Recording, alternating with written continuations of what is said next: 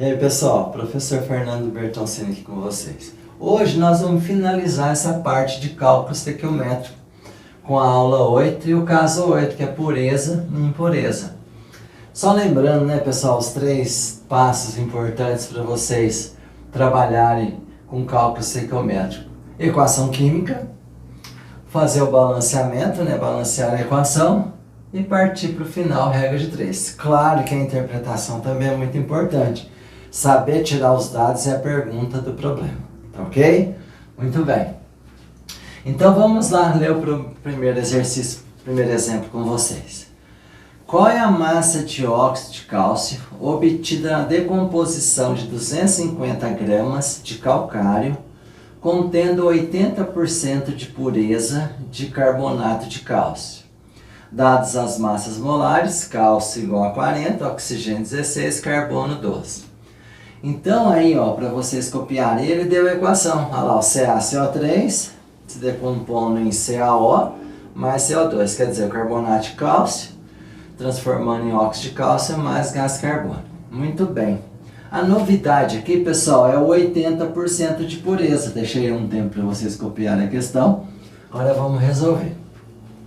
Então, olha só. Ele disse que eu tenho calcário. 250 gramas de calcário. Só que dessas 250 gramas, só 80% é de carbonato de cálcio. Então tem algumas impurezas, tá? Essas impurezas não podem entrar aqui no cálculo estequiométrico da equação. Então antes de eu colocar o 250 aqui no carbonato de cálcio, eu preciso fazer uma regrinha de porcentagem, tá? Então 250 é o calcário, é toda a amostra de calcário. No calcário tem umas impurezas lá que não é carbonato de cálcio. Então somente 80% de pureza é carbonato de cálcio. Então, gente, eu não posso vir aqui, ó, e colocar o 250 e fazer os cálculos. Não posso, porque eu não tenho 250 de carbonato de cálcio, e sim de calcário. Então, antes nós vamos trabalhar com a pureza aqui, ó. Como é que eu faço a pureza? Olha, 250 gramas equivale a 100%. É a amostra de calcário que tem carbonato de cálcio e outras coisas que não interessam a gente. E qual é a pureza dele? É 80%. Então, 80% é a pureza. Então, eu venho aqui e calculo a massa de quem? A massa de carbonato de cálcio, que eu vou utilizar para encontrar o quê? A massa de óxido de cálcio. Então, como eu disse, ele deu 250, não foi de carbonato de cálcio, e sim de calcário. Mas quanto tem de carbonato de cálcio? 80%. Ficou claro, pessoal? Então vocês montam essa regrinha. O 250 é 100%, o 80% vai ser a massa de carbonato de cálcio que eu vou usar na reação. Então vamos fazer a conta aqui, ó. M vezes 100, ó, multiplicando em cruz, igual a 250 vezes 80. Então, M vai ficar 250 vezes 80 dividido por 100. Então, deu 200 gramas. Esse 200 gramas é do carbonato de cálcio. Então, ele pode perguntar também, mas quanto de impureza eu tenho? Eu posso calcular a massa também de impurezas. Eu posso calcular aqui, ó, a massa impura, quanto vai ser? A massa impura é só você pegar o total e tirar o quanto você tem de carbonato. Vai ficar 250 menos 200. Então, aí eu tenho quanto de impureza? Eu tenho 50 gramas de impureza. Então, eu calculei a massa do carbonato de cálcio que eu vou usar na equação. Professor, mas ele pode perguntar também quanto que tem de impurezas? Pode. Aí é só você pegar o total, que é 250, menos a do carbonato de cálcio, e eu tenho a massa, a impureza, a massa de quantos gramas de impureza eu tenho. Beleza, pessoal? Ótimo. Então, feita essa conta aqui, ó, de carbonato de cálcio, agora sim, eu venho aqui e coloco 200 gramas de carbonato de cálcio, que é a quantidade que eu tenho, que são os 80% de pureza do carbonato de cálcio. E ele quer saber a massa do óxido de cálcio. O senhor não falou do balanceamento. É que ela já está balanceada. Olha aqui comigo, ó. Acompanha aqui, ó. Um cálcio, um cálcio. Um carbono. 3 oxigênios, tudo reagente, 3 oxigênios reagente. Mas sempre dá uma olhada, tá bom? Então ali eu já coloquei a reação. Agora eu já calculei a massa de carbonato de cálcio que tinha em 250 gramas de calcário. Agora então eu vou calcular a massa do óxido de cálcio. Eu já calculei as massas molares. 100 gramas é o CaCO3 e o carbonato de cálcio é 56 gramas. Pronto! Depois de feito o grau de pureza aqui, né? Calculada a pureza eu coloquei 200, volta na regrinha de 3 aí no cálculo estequiométrico normal. Então, é essa parte que é diferente nas questões de pureza e ele também pode pedir a impureza. Então, só fazendo as contas aqui, vai ficar 100 vezes M, 200 vezes 56. Então, a massa de óxido de cálcio que eu estou calculando vai ser 200 vezes 56, dividido por 100, você pode cancelar esses dois zeros aqui. Isso vai dar 112 gramas de de óxido de cálcio. Esse é o carbonato de cálcio. Esse é o óxido de cálcio. Muito bem, tá aí ó, o primeiro exemplo, deixa eu sair aqui da frente para vocês copiarem. Primeiro exemplo, né, do caso 8, pureza e impureza. Eu calculei aqui a pureza, tá? O quanto de carbonato de cálcio eu tenho aqui, que é 80% de pureza. Peguei esse valor, substituí lá e achei a massa do óxido de cálcio. Aqui também, se ele perguntar qual é a massa que está impura nessa amostra de 250 gramas, é só pegar a massa total menos a massa do calcário, que eu achei a massa impura aqui, que é 50 gramas. Mas a pergunta da questão, gente, está aqui, ó. Qual a massa de óxido de cálcio? Para achar essa massa de óxido de cálcio, eu precisei trabalhar com a pureza, para pegar esse valor que eu achei ali que está puro de carbonato de cálcio, substituir aqui na equação. Beleza, pessoal? Dá um tempinho mais aí para vocês com a lousa para copiar direitinho, para a gente já ir para o segundo exemplo. Muito bem, pessoal. Daqui a pouco eu já volto com o segundo exemplo. Pessoal, então vamos para o segundo exemplo, né, do pureza e impureza. Olha lá, deixa eu sair aqui da frente para vocês copiarem.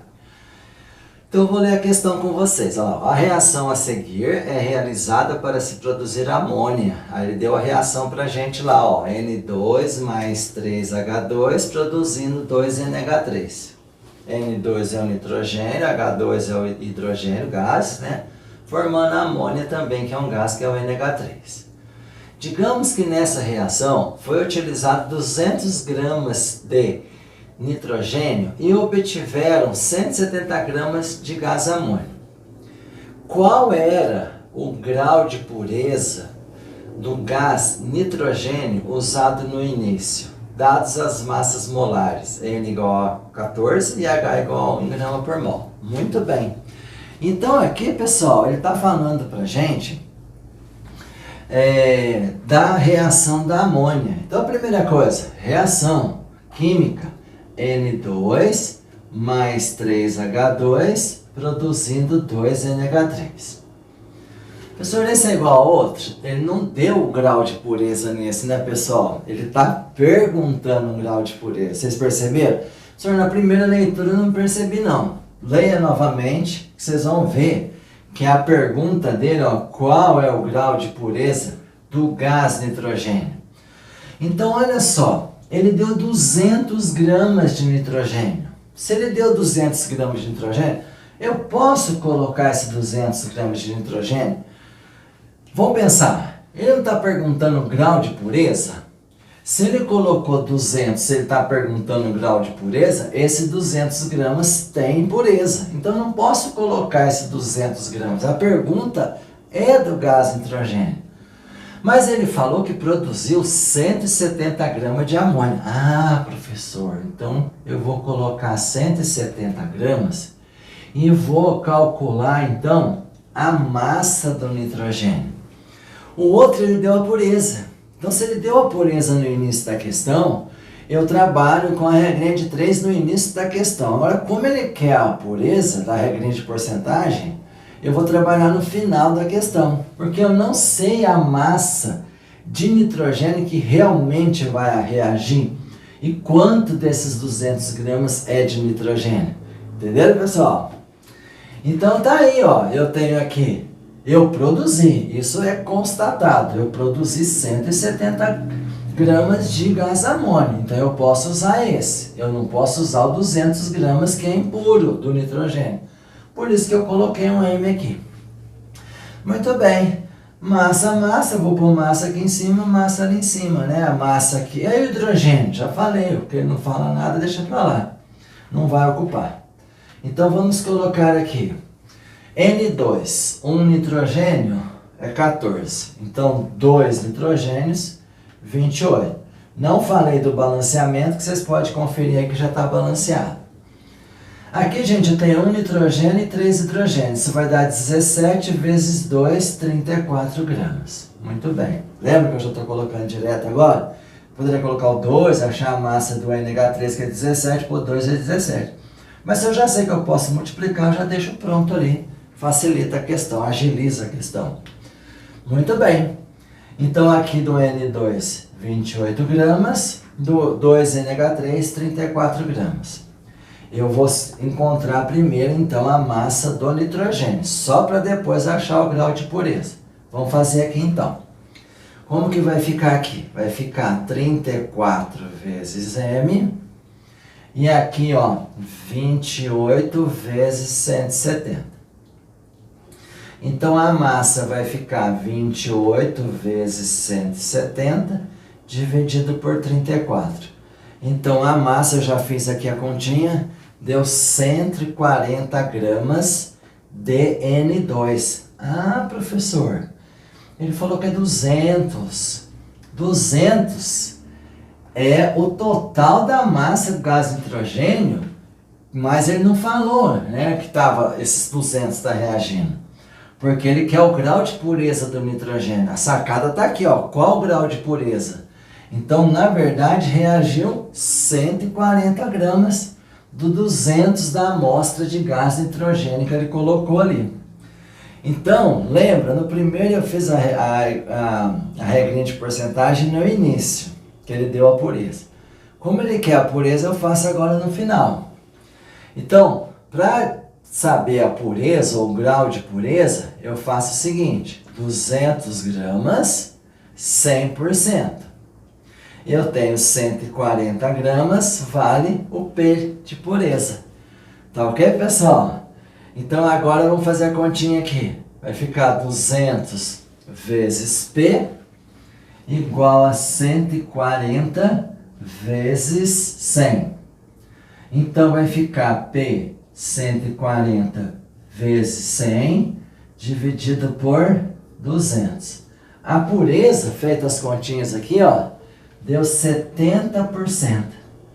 Então, somente 70% aqui que está reagindo. Ó, somente 70%, que é o 140.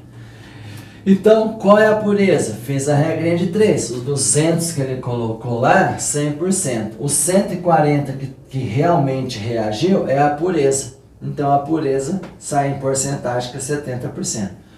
Professor, e a massa impura, dá para calcular? Dá também. Dá para calcular a impureza aqui, ó. A massa da impureza. É só pegar o total, que é 200, que ele deu aqui na questão, tá? Aqui, ó. Menos os 140. Ó, isso aqui dá 60 gramas da impureza. Dá para calcular também. Por isso eu coloquei pureza, impureza. Então, tá aí o exercício. Deixar vocês copiarem a lousa toda aí. E vocês perceberam então que nesse caso ele perguntou o grau de pureza, então a porcentagem eu faço no final. Quando ele dá a pureza, que é no caso do primeiro exemplo, eu faço a porcentagem no início. Tá ok, pessoal? Então com isso, né, com esse caso 8 aí, que eu peguei os principais casos, né, que mais caem no vestibular, para vocês, nós terminamos os estudos de cálculos estequiométricos. Valeu, pessoal! Até a próxima aula e bons estudos!